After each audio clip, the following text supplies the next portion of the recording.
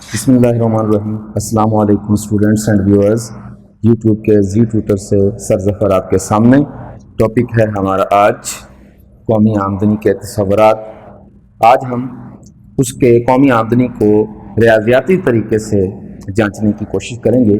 पिछली वीडियो में मैंने आपको तसव्वुरात बताए थे, लेकिन वो सारी की सारी थ्योरेटिकल बातें बताई मैंने कि उसके मुख्तलिफ तसव्वुरात क्या हैं। वही 6 तसव्वुरात आज हम दोबारा पेश कर रहे हैं।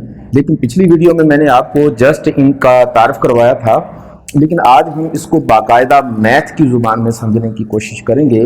बाकायदा हम उसकी एक इक्वेशन लेते हैं, उससे हम कौमी आमदनी को समझने की कोशिश करेंगे, जिसको समझने के बाद इंशाअल्लाह कौमी आमदनी का तस्वर बिल्कुल वाज़ेह हो जाएगा। तो कौमी आमदनी के जैसे कि आप जानते हैं 6 बुनियादी तस्वुरात हैं। नंबर 1 खाम मुल्की पैदावार, नंबर 2 खाम कौमी पैदावार, नंबर 3 खालिस कौमी पैदावार, कौमी आमदनी, शख्सी आमदनी और काबिल तसर्रुफ शख्सी आमदनी। तो व्यूअर्स एंड स्टूडेंट्स, चलते हैं हम अपने इस टॉपिक पर रियाज़ियाती वजाहत के लिए। तो खाम मुल्की पैदावार एक ऐसी पैदावार को हम कहते हैं जो मुल्क के चारों आमलीन पैदाइश विद इन कंट्री हासिल कर रहे होते हैं। बाहर के ममालिक का इससे कोई ताल्लुक नहीं होता। हम फर्ज कर लेते हैं कि चारों आमलीन पैदाइश पूरे मुल्क में मिलकर जो पैदावार देते हैं वो 2000 बिलियन डॉलर्स की हैं। तो 2000 बिलियन डॉलर जो है हमारे पास, वो खाम मुल्की पैदावार है। इसमें बैरूनी दुनिया की किसी किस्म की कोई आमदनी शामिल नहीं। अगर हम इस 2000 बिलियन डॉलर्स में बैरूनी आमदनियों को भी शामिल कर लें, जिसको हम रेमिटेंस कहते हैं, फर्ज कर लेते हैं बाहर से हमें आमदनियां जो हासिल होती हैं वो 200 बिलियन डॉलर की हैं। तो 2000 बिलियन डॉलर हमने मुल्क में पैदा किया। हमारे मुल्क के अफराद जो बाहर से बैठे हुए आमदनियां हमें भेज रहे हैं, उनकी तादाद जो है, उनकी मिकदार जो है वो 200 बिलियन डॉलर है।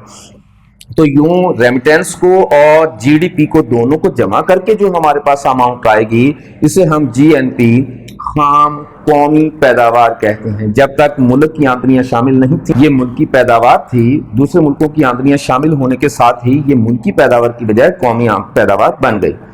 तो कौमी पैदावार, चूंकि हमारी सारी पैदावार अभी तक खाम है, जब हम कोई पैदावार देते हैं तो डेप्रिसिएशन अलाउंसेस हमें बर्दाश्त करना पड़ते हैं।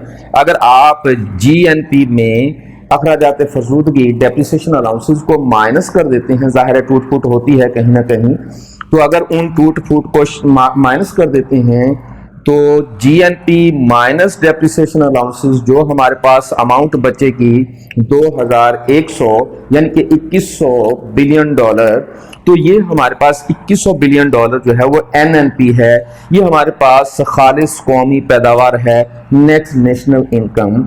अब नेट नेशनल इनकम में जितने भी डेप्रिसिएशन अलाउंसेस है वो माइनस हो चुके हैं, बाहर से आमदनियां जो आई हैं वो जमा हो चुकी हैं।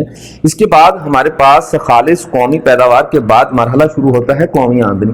तो कौमी आमदनी को जांचने के लिए हमें बराह रास्त यहाँ 3 चीज़ों की कैलकुलेशन करना पड़ती है। एनएनपी में नेट नेशनल प्रोडक्शन में अगर हम बिलवास्ता टैक्सेस यानी कि इनडायरेक्ट टैक्सेस को माइनस कर दें और इन ट्रांसफर पेमेंट्स जो हैं वो भी माइनस कर दें, सब्सिडीज को जमा कर दें, 3 चीज़ों को कैलकुलेट करेंगे। बिलवास्ता टैक्स जो है वो माइनस कर देंगे, इंतकाली अदायगियाँ माइनस कर देंगे और अयानतें जो गवर्नमेंट हमें देती है वो हम जमा कर देंगे। पिछली वीडियो में मैंने आपको बताया था कि ये बिलवास्ता टैक्सेस क्या होते हैं, इंतकाली अदायगियाँ क्या होती हैं और अयानतें क्या होती हैं। मैं एक दफ़ा फिर बता दूँ, बिलवास्ता टैक्सेस तो हम जानते ही हैं। टैक्सेस 2 तरह के हैं, एक डायरेक्ट एक इनडायरेक्ट। डायरेक्ट टैक्स वो होते हैं जो हम खुद जाकर बैंक में जमा करवा रहे होते हैं, और इनडायरेक्ट टैक्स वो होते हैं जो हम खुद जमा करवाने की बजाय बजरिया सेल्स चीज़ों को हम खरीदते हैं। हम दुकानदार को पे करते हैं, दुकानदार फैक्ट्री ओनर को पे करता है, फैक्ट्री ओनर गवर्नमेंट को पे करती है। तो यूं कई चैनल से होकर जब गुजरता है हमारे पास टैक्स, उसको हम इनडायरेक्ट टैक्स कहते हैं। इंतकाली अदायगियाँ ये वो चीज़ें होती हैं जो गवर्नमेंट हमें फ्री में दे रही है या हमें कोई ना कोई कंपनसेशन के तौर पर दे रही होती है। वो रकम जो इदारों को, अफराद को बगैर कमाए हासिल हो जाती है, जिसमें पेंशन की आमदनियाँ हैं, तहाइफ हैं, वगैरह। तो ये सारी की सारी इंतकाली अदायगियाँ कहलाती हैं। सब्सिडीज़ किसको कहते हैं हम? सब्सिडीज़ वो रकूम होती हैं जो गवर्नमेंट हमारी हेल्प के लिए कर रही होती है। हम कोई चीज़ सस्ती खरीद रही होते हैं, एक्चुअली वो चीज़ महंगी होती है। फ़र्ज़ करते हैं कि हम चीनी खरीद रहे हैं 80 रुपए की, जबकि वो चीनी दरअसल 90 रुपए की है। तो ये 10 रुपए जो दुकानदार हमें कम दे रहा है, ये 10 रुपए गवर्नमेंट उसे दे रही है, तो ये सब्सिडी कहलाती है। तो सब्सिडी हमारी इस आमदनी में जमा हो जाएगी।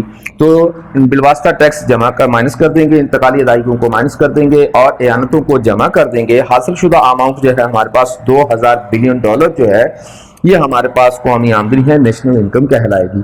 नेशनल इनकम में से अगर आप दो किस्म की चीज़ों को माइनस कर देते हैं, इसमें कारपोरेटिव टैक्सेस जो हैं सारे के सारे माइनस हो जाएंगे। जितनी भी कंपनीज काम कर रही हैं उनके जो टैक्स हैं जो गवर्नमेंट को अवेल होते हैं, वो गवर्नमेंट की आमदनी का या दूसरी शख्सी आमदनी का, गवर्नमेंट की आमदनी का तो वो हिस्सा होते हैं लेकिन शख्सी आमदनी का वो हिस्सा नहीं होते, तो उनको हम माइनस कर देंगे। इसी तरीके से जो अनडिस्ट्रीब्यूटेड इनकम होती है वो सारी की सारी जो है वो भी माइनस कर देंगे। कंपनीज जो है वो शेयर होल्डर्स को कुछ मुनाफा दे देती है, कुछ मुनाफा नहीं देती, तो वो मुनाफा जो दे दिया वो तो हमें मिल गया, जो नहीं दिया, जो कंपनी अपने पास रख लेती है किसी बुरे हालात की वजह से या मजीद वो कैपिटल को आगे कहीं इस्तेमाल करना चाहती है, तो वो कैपिटल, वो मुनाफा जो अपने पास रख लेती है वो गैर तकसीम शुदा मुनाफा कहलाती है।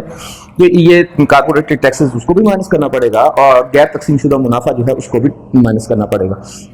तो दोनों चीज़ों का माइनस करने के बाद कौमी आमदनी में से दोनों चीज़ें माइनस हो जाएं तो फिर हमारे पास जो अमाउंट बनेगी वो पर्सनल इनकम कहलाएगी। ये अशखास की आमदनी है, यही वो शख्सी आमदनी होती है जिसको पूरी दुनिया में पर कैपिटा इनकम भी हम कहते हैं। दुनिया की बड़ी बड़ी मईशतों को या तो पर कैपिटा से चेक किया जाता है या फिर GDP से चेक किया जाता है। तो पर कैपिटा दरअसल वो आमदनी है जिसको हम हासिल करने वाले हैं, जिसके हम डिजर्व हैं, जिसको हम हक रखते हैं, जिसका वो आमदनी हमें मिलने वाली। लेकिन अक्सर औक़ात ऐसा होता है कि जो आमदनियां हमें मिलने वाली होती हैं वो मिलती नहीं है, उसमें से कोई ना कोई चीज़ें माइनस हो चुकी होती हैं, कभी प्लस भी हो जाती हैं। मिसाल के तौर पर गवर्नमेंट ईद पर हमें बोनस दे देती है तो हमारी आमदनी बढ़ जाएगी थोड़ी सी, और अगर हमारे सैलाब की सूरत में, कैलेमिटीज़ की सूरत में माइनस कर लेती है तो हमारी आमदनी थोड़ी सी कम हो जाएगी।